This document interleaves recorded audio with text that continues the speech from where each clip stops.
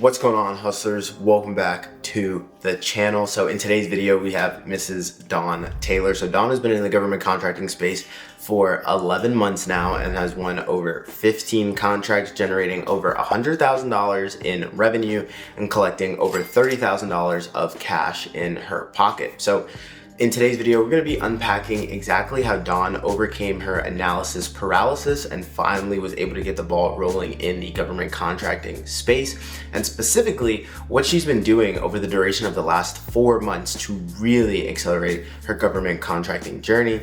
But more importantly, how you can apply these same techniques to you and your business. Now, before we continue, if you enjoy content like this, if you enjoy hearing from other government contractors like yourself, please make sure to like, comment, and subscribe, as it greatly helps the channel, and I really appreciate hearing from you guys. So let's get into the video. What's going on, hustlers? Welcome back to the channel. It is Day Cantave, and I'm here with my right-hand man, Mr. Sam White, and we have a very special guest with us, Miss Dawn. I am super excited for you guys to hear about her journey because she has been playing the long game and she has been very patient and, more importantly, very consistent. So as you guys know, I am trying to talk less and less in these interviews. So I'm gonna swing it to Sam, and then we will give Miss Dawn the opportunity to introduce herself, let the people know what Dawn is all about.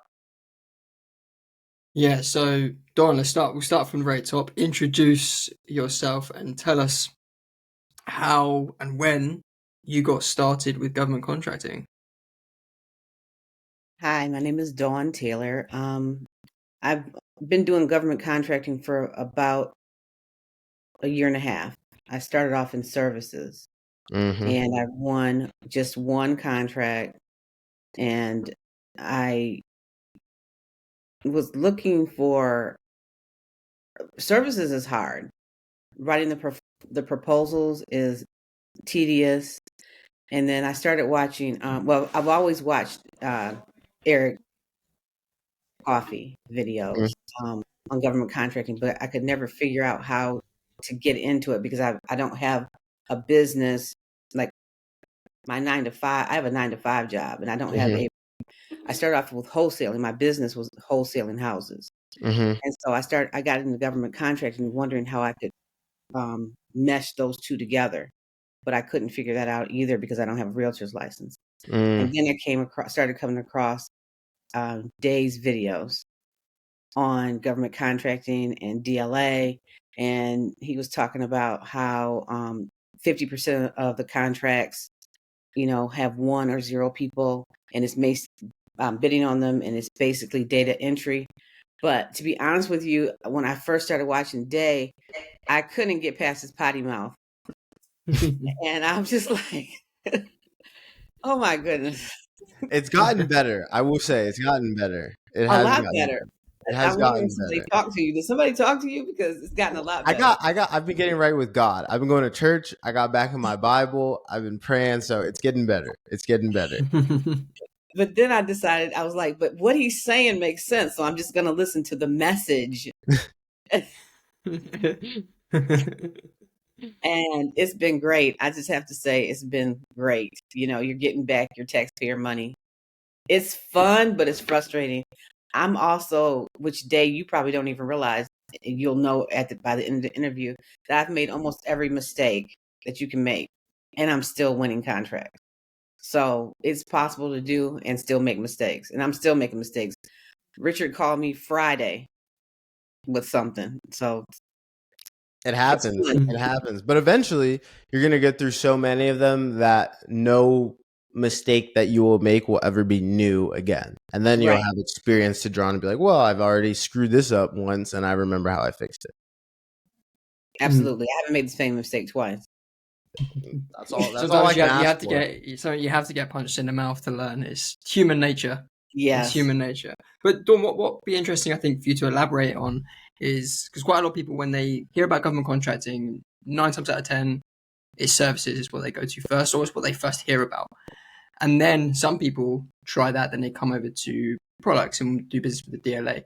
Elaborate a bit more on what caused you to make that switch? And as someone who actually actively tried to pursue and did win a service contract, you still made that switch. Elaborate more on that sort of journey for the people. Yeah, I made the switch basically because of what Dave was saying. I mean, that's the truth. I'm not trying to well, I guess I am, but it's basically what he said about how it's basically data entry, and you can do 20 if you feel motivated. You can do 20 submissions in a day versus it was taking me at least a week to do one, maybe one every 3 days if I was motivated for the services one. And it was a lot harder. You're calling people, trying to get bids and all this, trying to get bids for them to do jobs. And then you have to trust the person's going to show up and do the job. Whereas with this, you're just calling for quotes. You just call them for quotes. And if you don't want to call for quotes, you don't even have to. You can just, like, if you're doing COTS, you can just get on, like, one of these websites that publish their prices and just get on and just do the quotes with those. So it's just a lot easier. It is as easy as it sounds once you get in the swing of things. It's not rocket science. It's not rocket science. It's not rocket science, but it's a lot of you have to pay attention to detail and you have to know how to read. Yeah, 100%. So that's why we switch over to products, because it's, to me, it's a lot easier. Now, with the government contracting services, it looks like you can make more money on the front end, but it takes longer to get a contract. But with products, if you stay in it, you're going to win it. And I do believe that, the longer you're in it, that the profit escalates exponentially. Because I didn't win my first contract until July. But then where are we at now? There were other things that were taking place between when we first spoke and July, right? Yeah, me.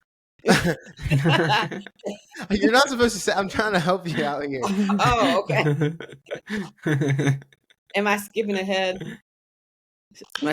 Sam? I don't know. No. Sam's running the program. You're all good. You're all good. But it's interesting to hear the reason we made the switch. If I would have listened, I want to say this, and you can put this anywhere and you want. If I would have listened to our meetings the way I was supposed to, I know I would have won 45 by now, easily 3 times what I've won by now. I won 15.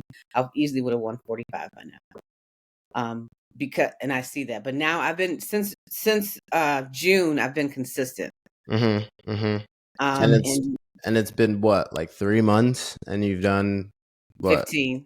Yeah. And this month I've been averaging 2 per week winning. Yeah, Not you're bad. right about the numbers. But Dawn, we can delve a bit more into that, because we're, as business owners, like, we're all humans, we're all flawed. We fall off the wagon, we jump back on. Sometimes we don't always do what we know we should be doing. Like, it's completely normal. But as someone who's gone through that, you've now become more consistent and doing what you feel like you should be doing as a business owner. You're now starting to see the results. Talk to people a bit more, like, okay, what were some of the things you perhaps weren't doing? What were some of the mistakes you were perhaps making, which you've now rectified to start seeing results? Because I'm sure other people are making those same mistakes too.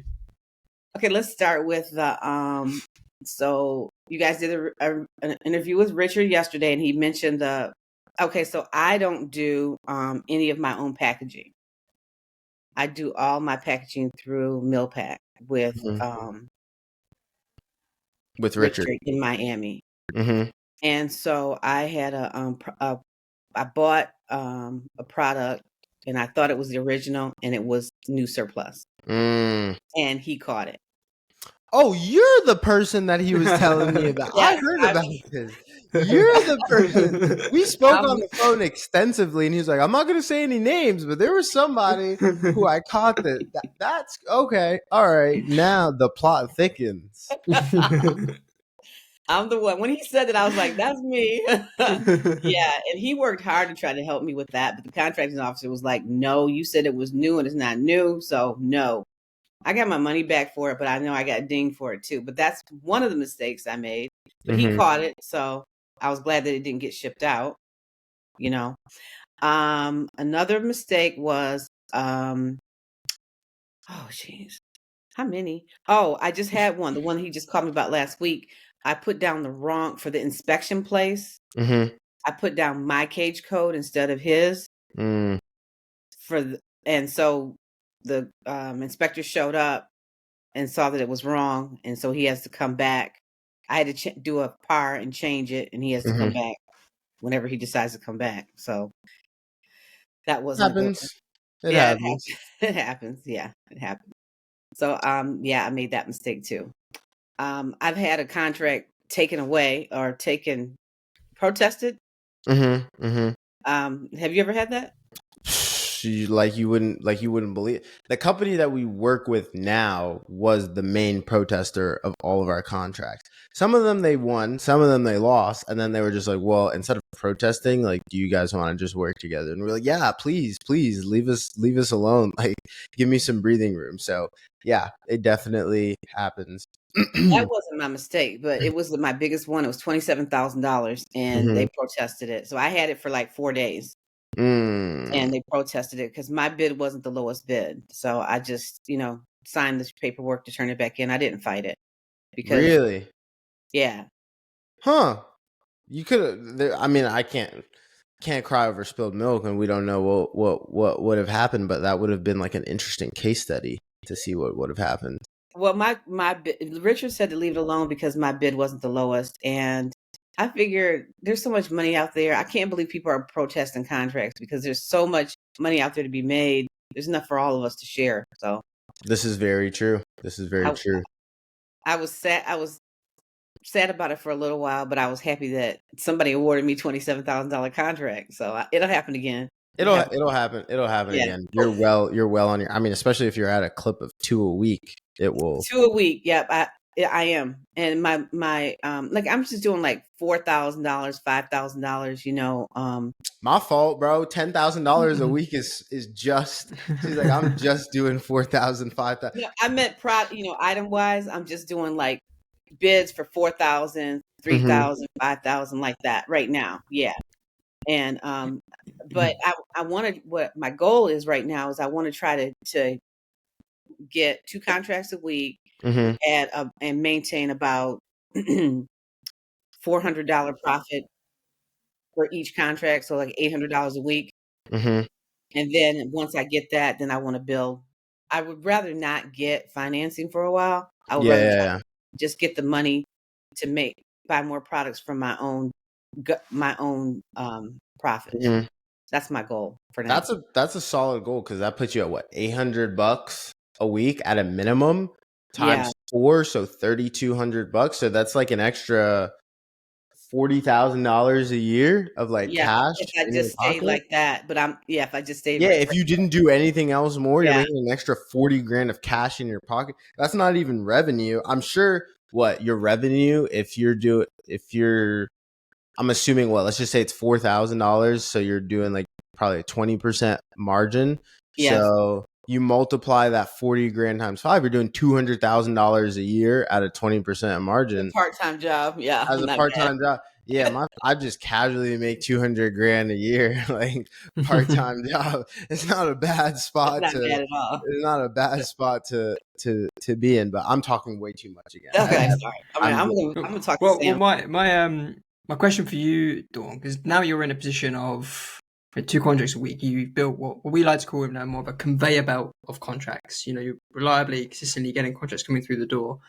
What would you say led to that shift? What changes did you make, or what did you do differently, or mindset, whatever it might be? What did you start doing differently that took you from going from 0 to now having consistent flow of contracts? So I went back and watched my interview with Day, the interview, the meeting that we had, our very first one, the very first one, and I did exactly what he said to do. That's what I started doing. Funny how that works. But what was some of the stuff like? If for people, so he said to do 10. Needing that help. Except for I'm not doing 10 a day. I'm doing 5. I'm doing at least 5 submissions a day and sending out at least 10 requests for quotes consistently. So that's my minimum, and I'm doing that every day. And that is bringing me the revenue that I have so far. So what I did differently was I went back and watched that one, and I did exactly what he said. So once I get it going to do more, right now I'm working on my organization because I still haven't, well, I might as well say it now. I still haven't gotten my accounting system down yet. Like, It happens. It happens. I need to do that. And Richard's been on me about that because when the tax guy comes, he wants me to not get dinged. The IRS don't just turn their nose at somebody making $200,000 a year from a part-time job. I'll have it by then. I'm going to have it by the end of this month, but I Okay. don't have it yet. And the more I'm getting, because 1 week I got 4 contracts, and I'm like, that was like eye opening. I'm like, okay, I need to get this going. Mm-hmm. So it's been a ride. It's been fun, but some of it's been frustrating. And like one of the mistakes I made, like one contract I got, Dave, you remember this one. I lost, but my bid was $4,000 less than the person that won. Mm-hmm. Mm-hmm. And I was not happy. I wrote the contracting officer a not very nice letter. And I do. I remember that one. I had to like talk you off the ledge there, and I was like, "Let's catch our breath here." I was livid, but he ended up explaining to me he didn't think my traceability was the right product. But I still think it was, but he didn't think it was. And he said the product specialist didn't think it was either. So that's why I lost. But it took him a while to tell me that. So we're fine now, but that was a mistake. That letter I wrote, I guess, was a mistake. Now he remembers you. He remembers but you. I didn't protest, and I never would have thought about protesting. I just can't believe people protest contracts. I'm still up in arms about that one a little bit. That would have taken me from 30 to 57. 47. No good deed goes unpunished. You didn't 57. protest, so I'm sure that it will come back. It'll come back. Who knows? Maybe the contract that we were talking about before we started recording, that'll be the one. But no good deed goes unpunished. So I'm sure it'll come back. It'll come back around. Okay, I'm gonna shut up again. I gotta stop. So Sam, what I did was I just did what Day said, and Day called me I called Day the other day to ask him a question, and he said, Dawn, when do you think you're gonna go into business for yourself, full time? And I said 2 years. And he said, call me. He said, let's make it 1.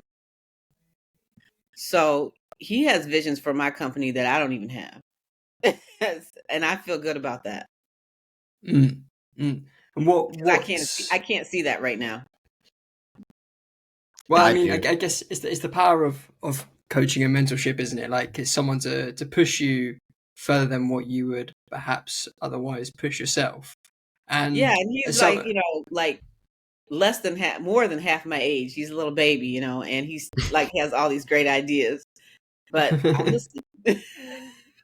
Well, you've learned the hard way of what happens when you don't listen. You always have to go back to the beginning anyway. Oh, geez, yes. So the problem with that, the one that was the surplus, what I didn't do is I didn't get a quote originally from the vendor, and I thought it was an original part, and it wasn't when I won the contract. It was a fake part, like a replacement. Like a replacement part, like an alternative part. Yeah, like a replacement part. Like it wasn't. Okay, it wasn't the brand name. You can if you want to. It was Cummins. I'm never dealing with Cummins again because they don't like me. So they have a bunch of different like distributors and companies that will make like a OEM equivalent, but it's not actually that part. Yes, and I got a quote and everything and I thought it was a Cummins part, but it was not. And I won the contract. So I'm scrambling to find a Cummins part, and I did, but it was new surplus. That's what ended up happening with that one. Okay. So I'm never messing with Cummins again. But the contract that I won for $27,000 was Cummins. Well, then maybe we should go back and try it again and like revisit it. I don't know. I'm just spitballing ideas here. But it's been fun. It's been frustrating, but it's been fun. Both. Yeah. But what would you say Because you've worked quite closely with the team and with Day, especially over the past sort of few months as things have really started to take off for you. What would you say you really got out of, as someone who has invested in themselves and invested in getting the help? What would you say you got out of that investment? $30,000. To the point. I mean, it does. I wasn't necessarily meaning straight numbers, but I mean, proof's in the pudding. $30,000 in revenue, so it's been You at least definitely made your money back, but it's been at least $6,000 profit at least. So, and I'm growing. I like even as we just spoke, if I just stay at this pace that I'm going right now and never talk to you guys again, I would be okay. Except for I am stuck right now. I'm stuck right now on something, but we'll talk about that later. But if I just stayed on this pace, I would be okay. So this is really, it's like you want more. I want to talk to you. I'm glad that you decided to tell other people about this, because you could have kept this to yourself. There's so much out there. It would have been a disservice, like not even for us as business owners, but like to the warfighter and to the government. Like if you don't tell people, because even today I make YouTube videos about this, and we're posting more videos than we've probably ever posted. We're posting so consistently, and there's still only like, I think now the channel in total has like 500,000 views, but that's over the duration of like a year. So there's 360 days in a year. Maybe we get like 1,000 views a day across like all of our videos, and not everybody that watches is going to pick up, pick up the phone and call somebody or get registered, right? And we know that at any given moment, there's anywhere between 50 to 70,000 contracts available on Dip. So even talking about this every single day, we're still not really making a dent in like the grand scheme of things with how many available contracts are out there and like our ability to actually serve the government. You go to these industry days, or you go to these TKO seminars, like these training, knowledge, and opportunity seminars, and these contracting officers are quite literally just like, dude, we are underserved. There is not enough people doing business with DLA and DIBS. Everybody and their mama wants to do services, or they want to do unison, and then state and local is its own thing, right? Those are also super underserved in their own way. But this little entity that is like almost $100 billion a year, people are literally like, come help us. We have to spend this money, and there's not enough people for us to spend this money with. So even if it's like Amazon in like the early, I don't know, like 2010 or 2015. This is the equivalent of doing business with Amazon in like 2008, like 2009, and the rest of the world just doesn't know it. Like this is buying like Zoom stock before COVID. This is like buying like Nvidia in like 2018. This is buying Apple stock in 2004. This is buying Facebook in 2006. People literally just don't know about it, and eventually they will. But it's like, if you can get in now, and then you just sit, you just hang out, you do the same exact thing for the next 4 or 5 years, and you're gonna get rewarded. Like the ROI that you can get on this, you literally can't even sell crack and like get that kind of ROI. Like I wish I was joking, but you can't. Yeah. And even if I was just gonna be like, okay, my family and I are just gonna work on this, and I'm not gonna do anything else. I'm not gonna fly. I'm not gonna make YouTube videos. I'm just gonna bid on contracts and go to the office every day and grind it out. We would not even make a dent in the amount of money that they spend. So that's why I'm just like, people have to know about this. If you want to make supplemental income, or maybe you want to leave your job, or maybe you're like, I want to just make 40 grand a year because that pays for my kids' college. And you do that 3 years in a row, you got 3 kids, and it's like, all my kids' college is paid for. I don't have to touch my retirement fund. I don't have to touch my 401k or my pension. Whatever your motivation is, there's just so many things that you can have your business do for you. Like, and I think now you're starting to get to the point where it's like, you no longer work for the business works for you. An extra 40 grand in your pocket at the end of every year. It's like, if you were already buying real estate, it's like, that's a down payment on a multi-unit right there. Or it's like, if somebody has debt or like medical bills or something like that, it's like, yeah, don't worry about it. I got cash sitting over there. Like go see that specialized doctor, whatever the case may be. So just the amount of use cases is crazy. As well, to to go like, oh no, a little extra tangent. I think what's so cool about this business is it's like a lot of people overcomplicate, like you see with these new businesses and on making money online, and people really overcomplicate it, and it's tough and saturated. This business, it's got its challenges and there's ways you have to do things for sure, and there's things you have to learn, and that's why we're here to help people. But you only have one customer to worry about. Your customer's there with the money in their hand saying, you do what we need, here you go. Like, they're saying, what are the businesses like that? Even on Amazon, you still have to get customers. You still have to find people. Get it. This is where you this is what we need, and you can go get it.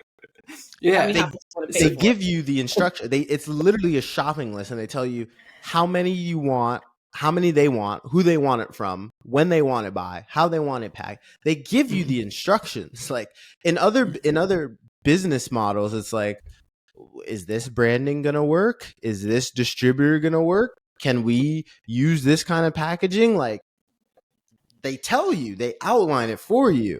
So it's not easy. I'm not gonna. It's not a get rich quick scheme, and it's not easy, but it is simple. Yeah. And I think sometimes people conflate easy and simple. Simple just means straightforward. It doesn't necessarily mean that it's going to be easy, meaning you're not going to encounter any resistance. You will, but it's simple. And if you overcome the resistance, you know exactly what your next step is. There's never any guesswork. There's never any, well, I won, so now what do? You go get the product, and then we break down the packaging requirements, and then we ship it, and then we invoice them. Straightforward. Yeah. It still comes with its own like business challenges, as I think. If you get into this, you've got to be prepared of like becoming a business owner is one of the hardest things you'll ever do in your life, but that's why it's one of the most rewarding things. But like in terms of a business model, like I'm from the UK and I can see it. I'm not even, from the US, and I can still see how this business model works and how it all makes sense. And just like it's crazy to me how few people know, and even less people actually just give it a go. And take that step, and for you as well, Dawn, just coming back to your story, with where you've come to now, like a bit more of a personal question, and with the trajectory you can see yourself going on, like how has that impacted your wider life and everything else you've got going on? It's financial freedom. Like I like the extra income. And as soon as I get my accounting down, I'm going to schedule another meeting so that they can show me how to take the next step. I'm ready to do that now. But I need to get there. And the interview with Patrick helped because he said he was doing 5 a day submissions. That helped me also to say, well, okay, I can't. 10 was really hard for me to do with a lot that I had going on. And then because like, it seems like almost every other one that you get to, you can't find the product online. So you got to do an RFQ. And I did it. I didn't skip to the next one. I did an RFQ to the business to try to get them to give me a quote. So that kind of slowed me down, but I'm getting even faster with those emails too, sending those out. Another thing that I've done that was kind of fun for me is the videos that Day does when he's doing products like the computer and the rubber bands. I put bids in on both of those. There you go. There you go. The rubber band one is kind of crazy. Why not? It's there. The rubber band one is crazy. One thing I do want to mention, Sam and I, we tell this to people when we talk to them, especially as of lately, because I haven't been flying as much, so now I'm able to hop on the calls with you guys when you book calls to speak with us. But we always say the people that get the most value out of this are the people that show up to the group coaching calls. We have them without fail every other week on Thursday. Sometimes it's at 7 p.m. Sometimes I got to push it to 9 p.m. or 8 p.m. Sometimes I get randomly frisked in the airport and then I end up showing up late. But we do them, and we've been pretty consistent with them.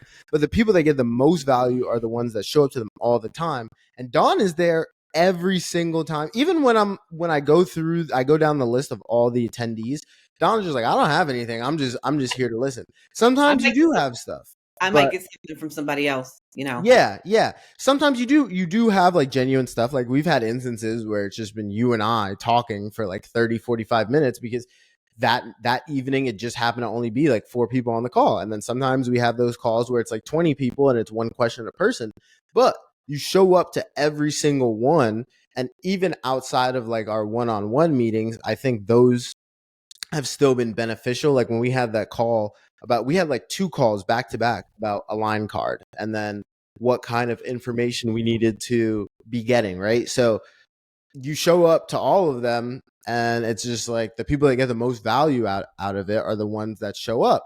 And then it's not like because somebody joined last year, it's like, oh, your membership expires. No, once you're in, and we can have conversations whenever, wherever, all the time.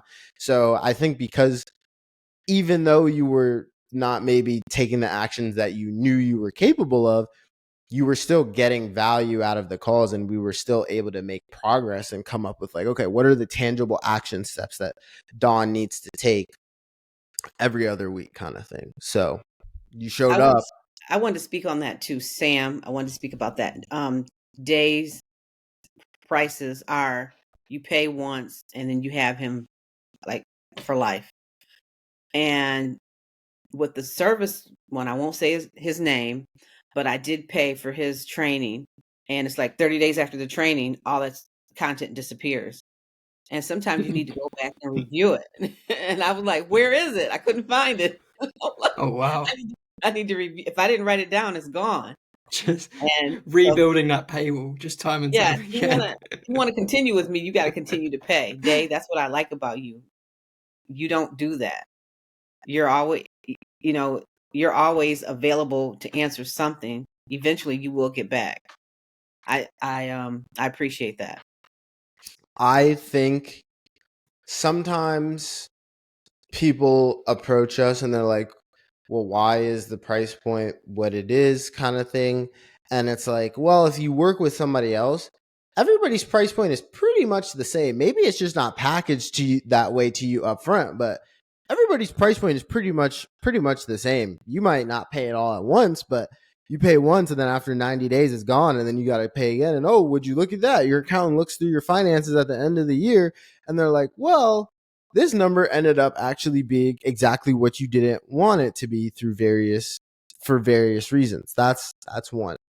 And then number 2, our thought process has always been we need to ensure that the value we provide significantly outpaces our price point. And sometimes we might do that just by straight up adding more content or giving you guys more information. Or sometimes it's just like, how do we make sure that the lifespan of our engagement with you outpaces the dollar amount that you paid, right? So like you said, even you joined in November of last year. It's September of 2025 and you called me. I was sitting on the couch with my girlfriend and you called me like a week ago and I still pick up the phone. Thank you. Yeah, you did. So we always ensure that the lifespan of our engagement exceeds the price point that you pay, or the value that you get exceeds the price point that you pay. And then we still have our group coaching calls, and then we still have our boot camps where we're continuously updating. So it's just like a once and you're in forever, for life. Last month was the 4-year anniversary of Namiat. I started working with Richard in 2021 and we still have conversations. It's been 4 years that I've been working with that guy. So anybody that ever feels like, oh, the price point maybe isn't, it maybe doesn't correlate to the value, I can guarantee you it does. And if you feel that it doesn't, then you can pick up the phone and you can call me and I will sit my ass down in front of the computer with you and I will go over whatever you feel like you need to get whatever you need to get examined for the value to be there. So, our competitors might do things one way, we do things our way, but at the end of the day, everybody's price point is pretty much the same. It just might be the structure of well, it could be value. a lot more expensive if it doesn't work. Because you end up paying twice. So, because I'll say like, we're not cheap to work with, and we're not going to obviously give the price or anything away like on this call. We're not necessarily cheap to work with, depending on what you're looking for. But one thing I tell people is, if you want to do business with the DLA, this is the last mentorship you've got to buy. True, that's true.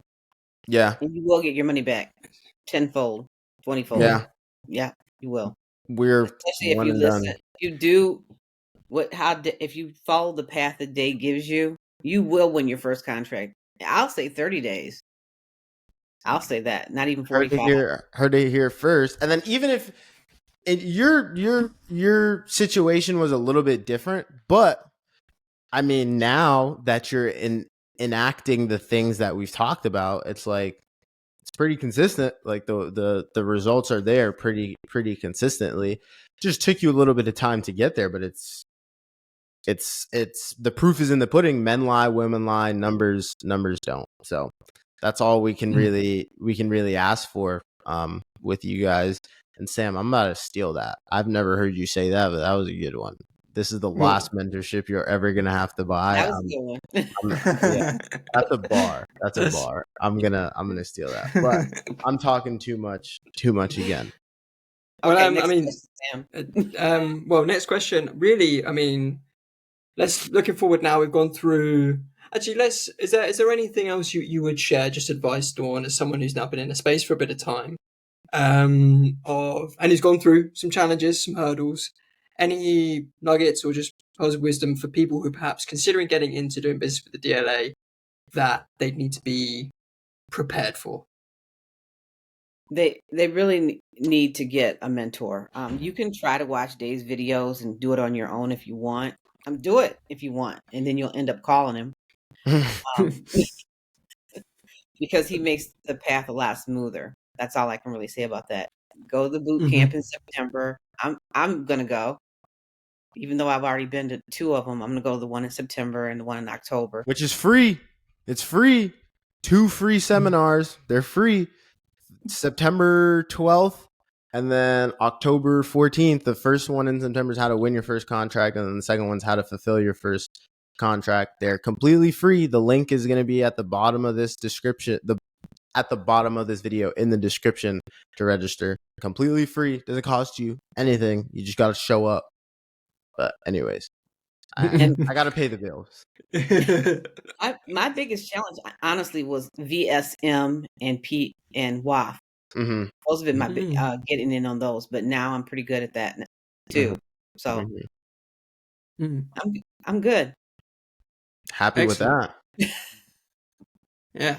Well, it's fun going in there and watching, seeing the pay. Yeah. Yes, it is. Yes, it is. Seeing that money come in. Yes. For sure. And what are you excited about now? Now you've turned a bit of a corner. What are you excited about coming into the next chapter of your DLA journey? What's next on the horizon for you, Don? So I've been watching the video a couple of times on the one that you made about the end of the fiscal year. And so I was going to try to get 10 in per day in the month of September. I'm still going to work towards that because I want to see how many contracts I can win in the month of September. But yeah, this is a big month, everyone. This is a big month. End of the financial year for the DLA. If there's ever a time, I always say best time to start business was yesterday. Next best time is today, but even more so today because it's the end of the financial year. So DLA is spending money and a lot of it. Dave said something in the video about the worst you can do is 12,000. The most you can do is 40. I'm like, well, hell, heck, I'm gonna go to that challenge. I want to accept that challenge. So that's what I'm going for. I have baby steps. So that's what I'm going for, trying to see how many contracts I can win by submitting 10 per day in the month of September. As I said, I'm going to book another call with Day to see what he has for me for 2026 because I'm excited. I have some ideas. I got some stuff storming around. I'm excited about that. I got some ideas. What was the goal again? 1 year till, you said it was 2 years. It was 1 year till what? What was the goal? 1 year until she freaking leaves her job and does this full time. It's a big 2026 coming up for you, Dawn. Big 2026. I'm excited. Yep. Me too. I'm excited. And it'll be the 5-year anniversary of Namyad, so I'll be quite happy. It's all coming together. For the 5-year anniversary, we've got. It's not just Dawn. There's a couple people that have left there that have either already left or are getting ready to leave. I'm sure Patrick will leave by 2026 because he told me he's just like, I just bartend because I'm bored now. So I'm like, don't worry, bro. I got some stuff for you to make you not bored. So it would be pretty cool. But yeah, this was a pleasure. I'm actually really glad that we did this. This was one of my more. I love everybody that we talked to on the channel, but this was like one of the really fun ones for me. Thank you. I really enjoyed it. So, Sam, I will let you do your thing.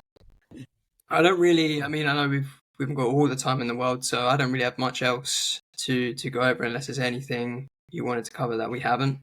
But I'm all or good. Dawn, if there's anything else you wanted to share, if there's any final thoughts, the floor is yours. But I have one thing to say. Day, you did one video about finding a manufacturer in your town. I don't know if you Mhm. remember that one, in your area, Oh, your zip that was code. a long time ago. Yeah, that's the only one I haven't followed yet, and I was going to get back on and follow that one and do exactly, because that sounds like a great idea. That one was using the DSBS, the Dynamic Small Business Search. That's Yeah, an OG video. I was yeah, living in like an apartment. Not even, I was living in like a dorm at the beginning of my flight training. And I'm about to go interview to go fly a jet in like 2 hours. That's how long ago I posted that video. That was a long time ago. That's how I know that you've really, really been consuming the content, which we I, appreciate. And the proof is in the pudding. Clearly it works. So I'm happy to hear it. It has been an absolute pleasure talking with Miss Dawn and my right hand man, Sam. Not only am I looking forward to you guys' success, I'm absolutely sure of it. And remember, 2 free seminars, one in September, one in October. Link to register is at the bottom. They're completely free. All you got to do is show up. It was an absolute pleasure. Let's go print those dollars, everybody.